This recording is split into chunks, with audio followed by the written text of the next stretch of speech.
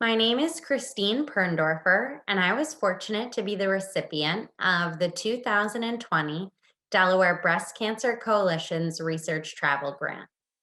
I'm currently a fifth-year student in the Clinical Psychology Doctoral Program at the University of Delaware. And there, my research mentor, Dr. Jean-Philippe Laurenceau, and I conduct research examining individual and couples' adaptation to breast cancer. The Delaware Breast Cancer Coalition's Research Travel Grant allowed me to present our research at the 42nd annual meeting of the Society for Behavioral Medicine. At this national conference, I presented our research on the relationship between fear of cancer recurrence and sleep disturbance. And I'm excited to have the opportunity to present this research to you today. Fear of cancer recurrence refers to the fear, worry, or concern relating to the possibility that cancer will come back or progress. As many as 40% of breast cancer survivors experience clinical levels of fear of recurrence. Spouses of cancer survivors also experience fear and worry about their partner's cancer coming back. Fear of cancer recurrence is an important determinant of adaptation to cancer and is related to anxiety, depression, and poor quality of life. Sleep disturbance refers to a diverse set of sleep problems, including insufficient sleep duration, non-restorative sleep, and difficulties falling or staying asleep. Sleep disturbance is also common among cancer survivors.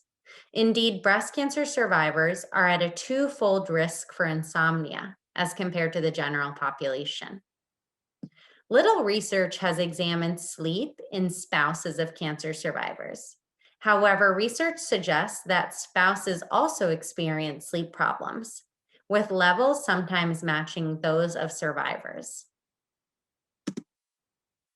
Our study examined the relationship between fear of cancer recurrence and sleep disturbance in early-stage breast cancer survivors and their spouses. We examined these relationships in the time period surrounding the survivor's first post-treatment mammogram. This is a known trigger for fears about recurrence.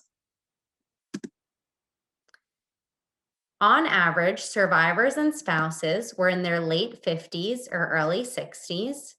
The majority were white, with none identifying as Hispanic or Latino.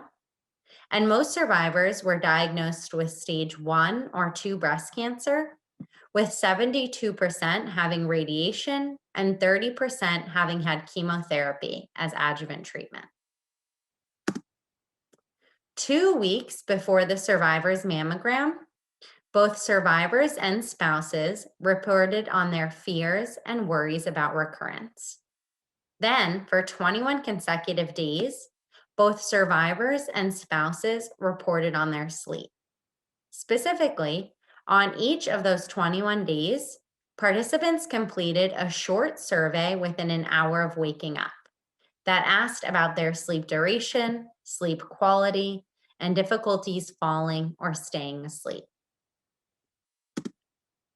We found that greater fear of cancer recurrence was related to greater sleep disturbance. Specifically, survivors who reported greater levels of fear of cancer recurrence also reported greater levels of sleep disturbance, and the same was true for spouses. Spouses who experienced more fear and worry about their partner's cancer recurring experienced poorer sleep.